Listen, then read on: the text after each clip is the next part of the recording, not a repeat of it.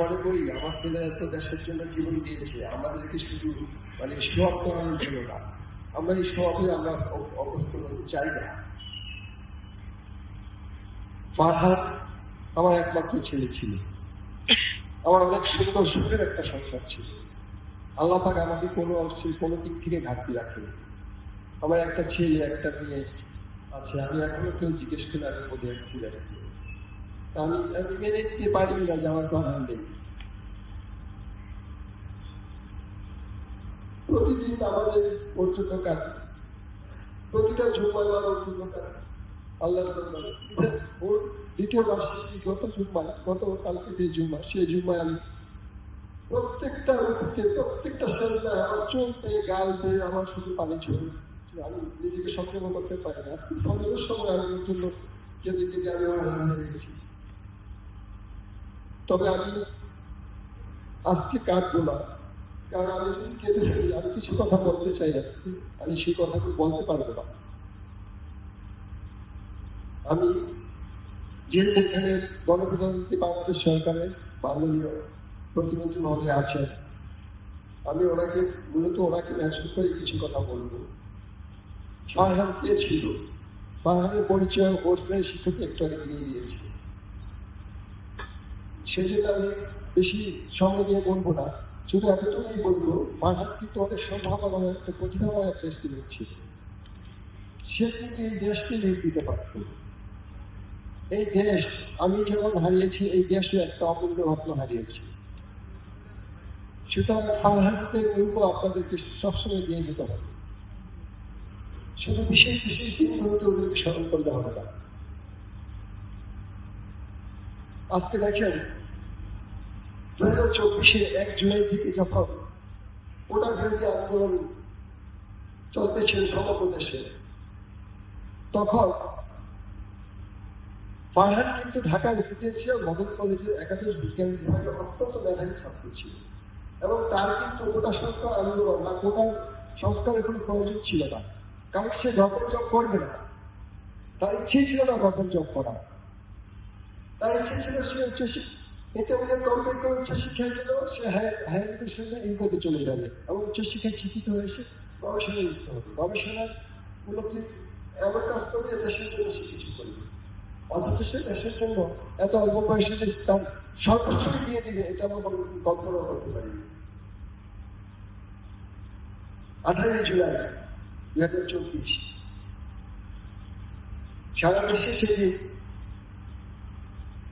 কোটা আন্দোলনের সাথে school, college, private university যখন সকাল থেকে আন্দোলনে লিপ্ত হয়, তখন যত বেলা বাড়তে থাকে আন্দোলন তীব্রতা বাড়তে থাকে। এক পর্যায়ে দুপুর 2টা থেকে 2:30টার মধ্যে ধার্মিক 27 তারিখ যখন ফারহাদ গুলিবিদ্ধ হয়, ওর গুলিবিদ্ধ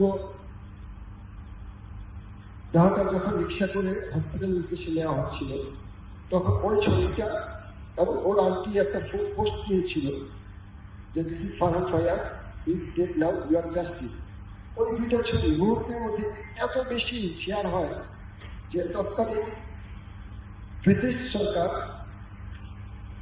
ওই সময় ইন্টারনেট বন্ধ করে দিতে বাধ্য হয় এবং ইন্টারনেট বন্ধ করে দিয়ে গণহত্যা চালায়। তারই ধারাবাহিকতায় ফ্যাসিস্ট থেকে পালাতে বাধ্য হয়, কারণ ফারহাদের মৃত্যুটা কেউ নিতে পারেনি। ফারহাদের মৃত্যুর কারণে কিন্তু জুলাই আন্দোলনটা ব্যবহার হয় এবং আন্দোলন স্কুলে চতুর্দিকে ছড়িয়ে পড়ে। আমি আরেকটু আপনার সাথে এই প্রসঙ্গে আরেকটু অ্যাড করতে চাই।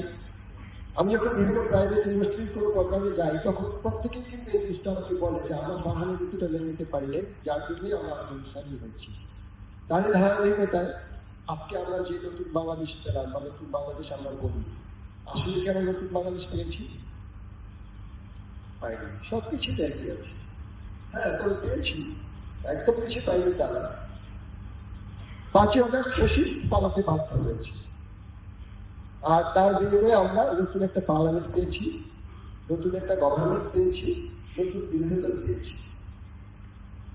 আজকে যারা রাজনীতি করে, রাজনীতিবিদেরা শহীদ পরিবারকে নিয়ে বিভিন্ন প্রোগ্রামে ডাকে, আমরা চাই কিন্তু বাধ্য তখন আপনারা আমাদেরকে কেউ বলেন বিরোধীতে, কেউ বলেন সরকারের। এটা আমাদের বেশি কষ্ট দেবে।